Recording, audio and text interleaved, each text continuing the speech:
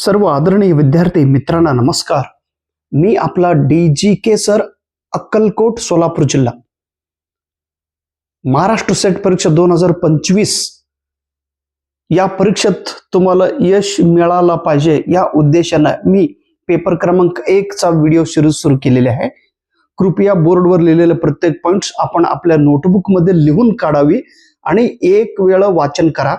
Automatically परीक्षेत तुम्हाला हे लक्षात येतील. चला, पेपर 1 खूप महत्वाचा आहे. अभ्यासक्रम कमी असल्यामुळे जास्त मार्क इथं आपल्याला मिळतो आणि पेपर क्रमांक 1 मधील 4थं युनिट कम्युनिकेशन, या कम्युनिकेशन युनिटाच्या आधारे 100 कन्सेप्ट मी तुम्हाला सांगत आहे.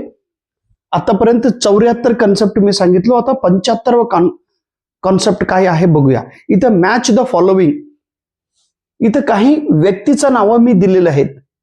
हे सर्व व्यक्ती कार्टूनिस्ट आहे. कार्टूनिस्ट म्हणजे व्यंगचित्रकार. हे एक न्यूज पेपर मध्ये काम करतात आणि ते न्यूज पेपरचं नाव काय आहे असे प्रश्न पेपरला विचारतात तुम्हाला. RK लक्ष्मण, त्यांनी द टाइम्स ऑफ इंडिया या न्यूज पेपरमध्ये, इंग्रजी न्यूज पेपरमध्ये कार्टूनिस्ट म्हणून द कॉमन मॅन या एका कॉलम मध्ये व्यंगचित्रकार दररोज एक व्यंग चित्र काढून त्याच्या खाली 2-3 ओळ लिहून त्यांनी समाजावरती, राजकीय क्षेत्रावरती चपराक देत होते.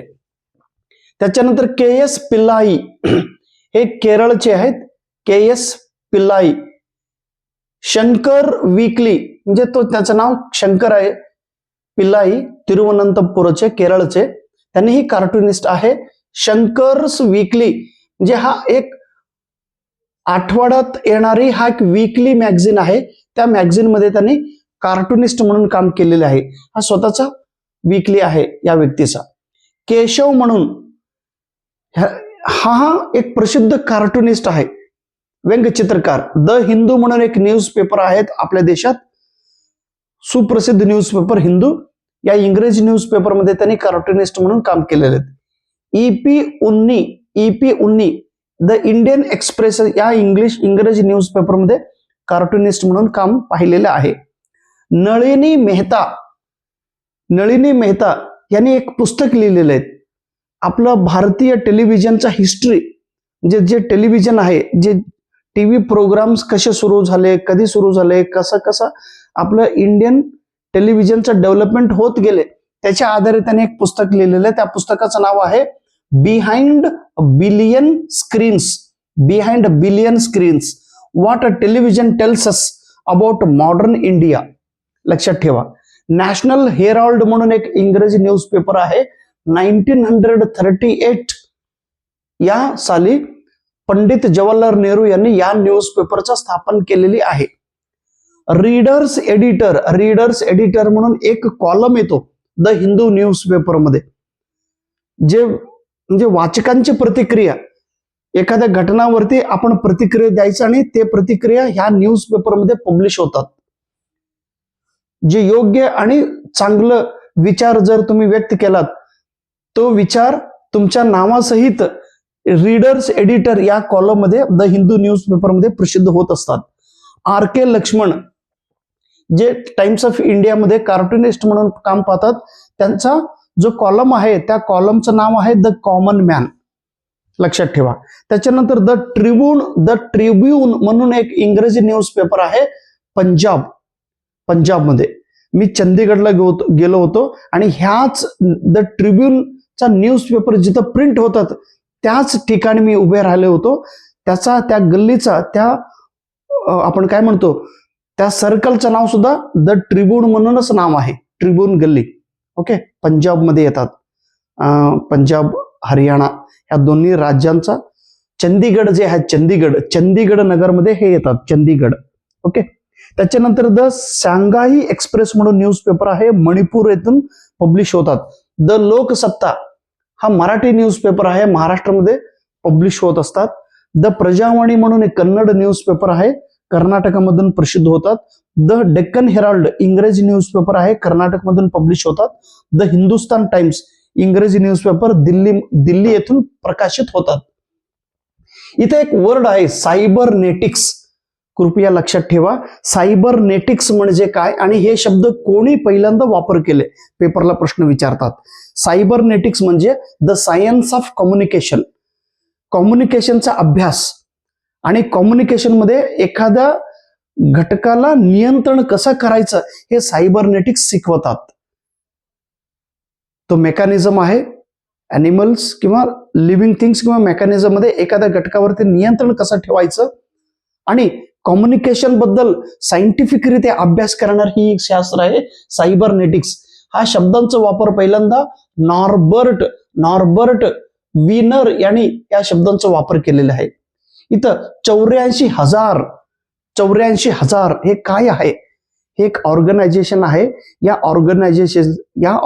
या संस्थेने गौतम बुद्धांनी आतापर्यंत सांगितलेले प्रत्येक शब्द, गौतम बुद्धांनी सांगितलेले प्रत्येक त्यांचा जो विचार, गौतम बुद्धांचा विचार, त्या सर्व विचार एकत्रित आणून मॉडर्न लँग्वेज मध्ये एक पुस्तक बनवण्याची कामं ह्या 84,000चा एक पब्लिकेशन ऑर्गनायझेशन आहे.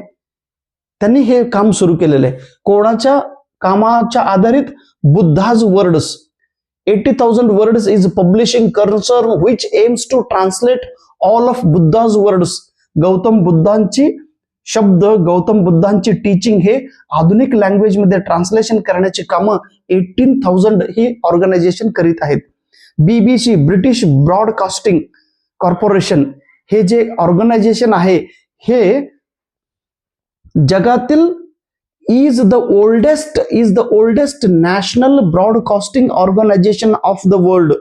जगातील सर्वात जुने oldest broadcasting organisation, national broadcasting, राष्ट्रीय ब्रॉडकास्टिंग संस्था आहे. Okay. The full form of एक न्यूजपेपर आहे DNA, हे दिल्ली येथून प्रसिद्ध होतात. हे हिंदी न्यूजपेपर आहे. DNA चा फुल फॉर्म आहे डेली न्यूज अँड अनालिसिस, त्याचा फुल form daily news and analysis. Next एक टर्म आहे the meaning of technological gatekeeper. Technological तंत्रज्ञान अँड गेटकीपर वॉचमन आपण म्हणतो. टेक्नॉलॉजिकल गेटकीपरचा अर्थ काय होतो? हे कम्युनिकेशन मध्ये काय म्हणून फंक्शन करीत असतात? It is an informal mechanism of keeping the user informed of relevant development. एखाद्या घटकाबद्दल सतत माहिती घेऊन जे युजर असतात, जे माहिती घेण्याची इच्छुक असतात, तशा लोकांना जाऊन सांगायचे की बाबा एक माहिती येणार आहे, तू तयारीत राहा. रेडी पोझिशन मध्ये. गेटकीपर, आता माहिती येणार आहे, तुम्ही लक्षात घ्या, असं त्यांना सांगायचं. इथं एक शब्द आहे RI रिसॅट. हे रिसॅट एक सॅटेलाइट.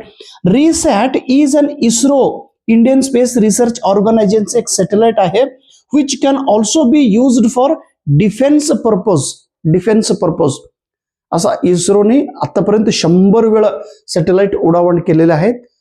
त्याच्यातील एक रिसॅट म्हणून सॅटेलाइट आहे. हे रिसॅट सॅटेलाइट डिफेन्सचं कामही करतात. देशाच्या संरक्षणाची कामं या सॅटेलाइटद्वारे सुद्धा होत आहे. Thank you so much. नमस्कार.